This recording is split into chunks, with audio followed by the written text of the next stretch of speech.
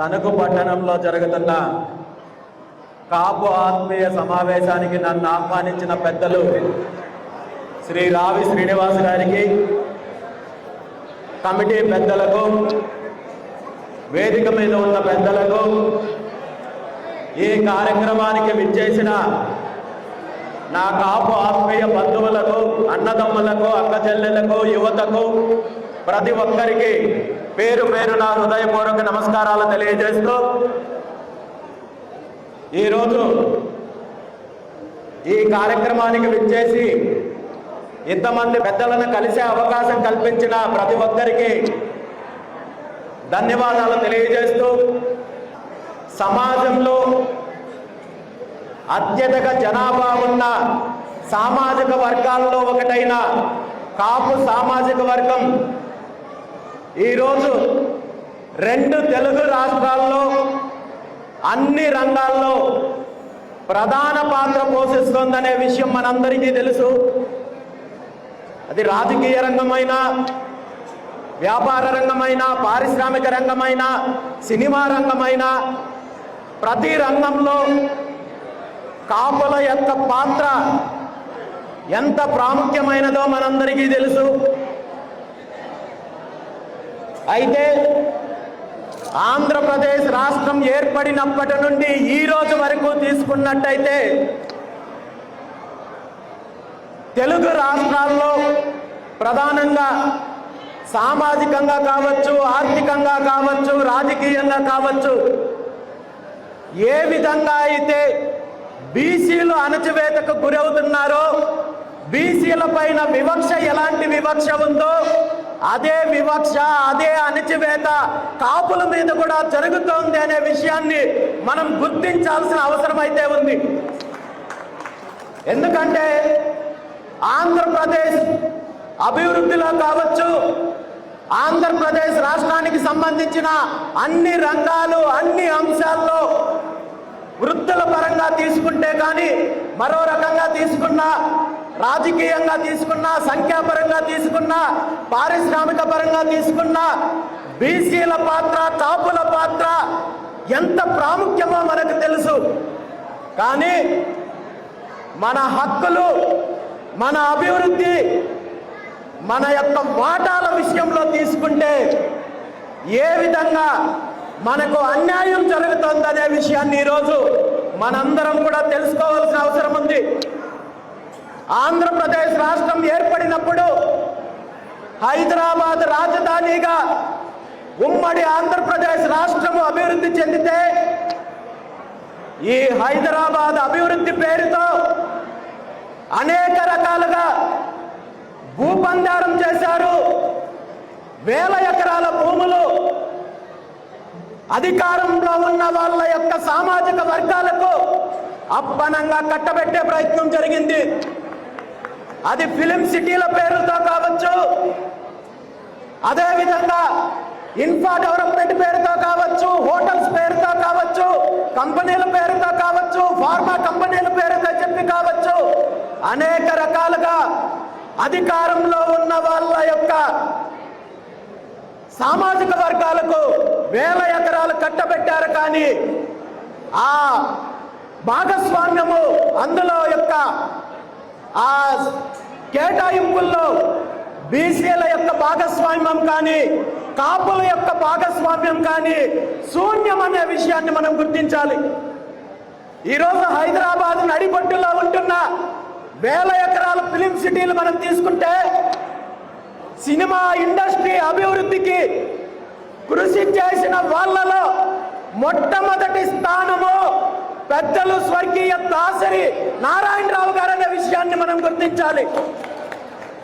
ఆయన అండతో ఈరోజు సినిమా ఇండస్ట్రీలో డైరెక్టర్లుగా, హీరోలుగా ఒక గొప్ప స్థానానికి వచ్చిన వాళ్ళందరికీ ఈరోజు హైదరాబాద్లో ఫిలిం ఇండస్ట్రీకి సంబంధించిన ఫిలిం సిటీలు కట్టుకోగలిగారు. కానీ దాసరి నారాయణరావు గారికి మాత్రము ఒక్క సెంటు కూడా గత ప్రభుత్వాలు, గతంలో అధికారంలో ఉన్న వాళ్ళు కేటాయించలేదంటే కాపు సామాజిక వర్గానికి సంబంధించిన జరిగిన అన్యాయాన్ని మనం గుర్తించాల్సిన అవసరం ఉంది.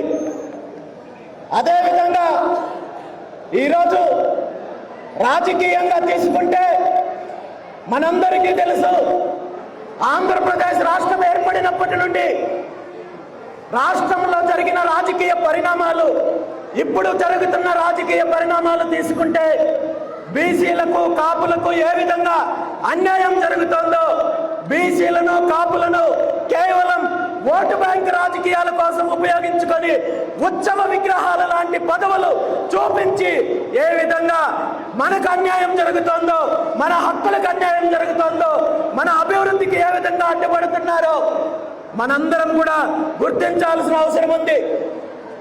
నిజంగా ఆనాడు స్వర్గీయ వంగవీటి రంగా గారు వేసిన అడుగులు ఈరోజు ముందుకు పడినట్టయితే ఈ రాష్ట్రంలో, ఆంధ్రప్రదేశ్ రాష్ట్రంలో రాజకీయ ముఖచిత్రంలో కాపుల యొక్క స్థానం ఎలాంటి స్థానం ఉండేదో మనందరం కూడా ఆలోచించాల్సిన అవసరం ఉంది.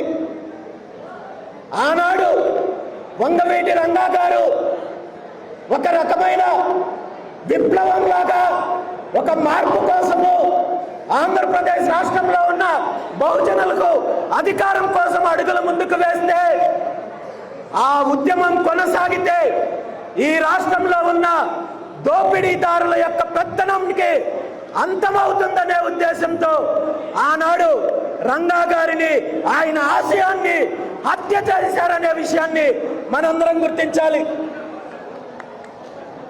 ఆనాటి నుండి ఈనాటి వరకు జరుగుతున్న అన్యాయాలను, మన యొక్క హక్కులను కాలరాస్తున్న పరిస్థితులని మనము ఈరోజు తెలుసుకొని మన వర్గాల్లో చైతన్యం తీసుకురావాల్సిన అవసరం ఉంది.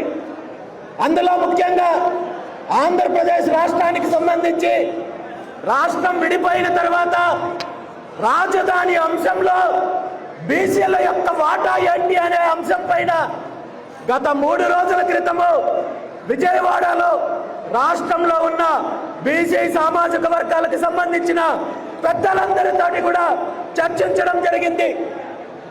రాష్ట్ర రాజధానిలో, రాజధాని నిర్మాణంలో, రాజధాని అభివృద్ధిలో బీసీల వాటా ఏంటి అనే అంశం పైన స్పష్టంగా ముందుకెళ్లాల్సిన ప్రణాళికతో ఒక స్పష్టమైన నిర్ణయం తీసుకోవడం జరిగింది.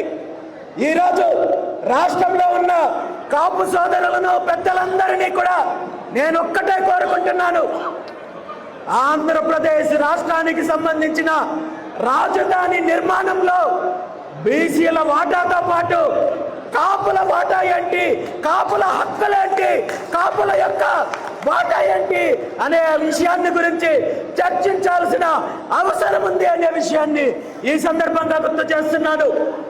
ఈరోజు అమరావతి అభివృద్ధి పేరుతో, రాజధాని అభివృద్ధి పేరుతో వేల ఎకరాలు భూసేకరణ చేపట్టి ఈ భూమి ప్రభుత్వము, అధికారంలో ఉన్న వాళ్ళ కుటుంబ సభ్యులకు, బినామీలకు, వాళ్లకు కావలసిన కంపెనీలకు దోచిపెట్టే కార్యక్రమం జరుగుతుంటే అందులో బీసీలకు వాటా కావాలని, అదేవిధంగా కాపులకు వాటా కావాలని బీసీవై పార్టీ తరఫున డిమాండ్ చేస్తున్నాను.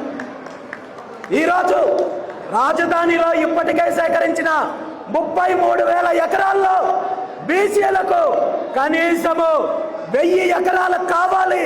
ఇది బీసీల అభివృద్ధికి, బీసీ భవనాలకు, కమ్యూనిటీ భవనాలకు, రాబోయే రోజుల్లో బీసీల యొక్క ఏదైతే పారిశ్రామిక అభివృద్ధికి కావచ్చు, నిర్మాణాలకు కావచ్చు, వీటన్నిటికీ కనీసం 1000 ఎకరాలు కేటాయింపు కావాలని ఉద్యమాన్ని తీసుకెళ్తున్నాము.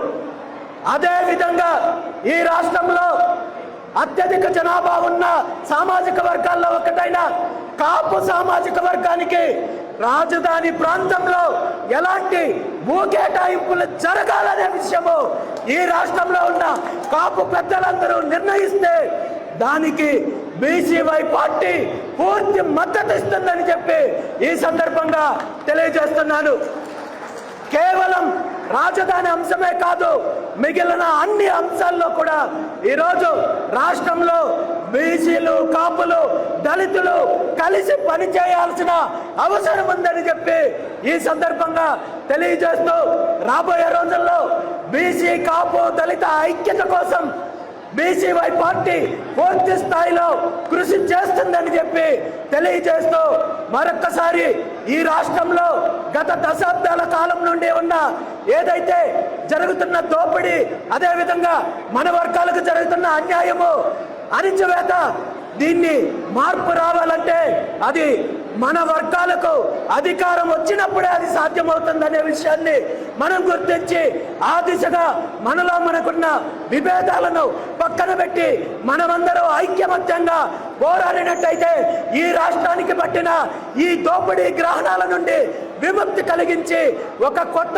చరిత్ర రాసే దిశగా మనము ముందుకు వెళ్ళొచ్చు అనే విషయాన్ని తెలియజేస్తూ, ఆ దిశగా బీసీవై పార్టీ పూర్తి స్థాయిలో కృషి చేస్తుందని చెప్పి తెలియజేస్తూ, ఈరోజు ఈ కార్యక్రమానికి నన్ను ఆహ్వానించి మీ అందరితో కలిసే అవకాశం కల్పించిన పెద్దలందరికీ కూడా మరొకసారి ధన్యవాదాలు తెలియజేస్తూ, మరో కార్యక్రమంలో పాల్గొనాల్సి ఉండడం వల్ల పెద్దల యొక్క అనుమతితో మీ అందరి దగ్గర సెలవు తీసుకుంటున్నానని చెప్పి తెలియజేస్తూ, జై భీమ్, జై పూలే, జై రంగా.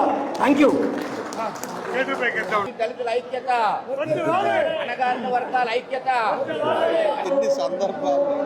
ప్రోగ్రాం బ్రహ్మాండంగా సక్సెస్ అయింది సార్.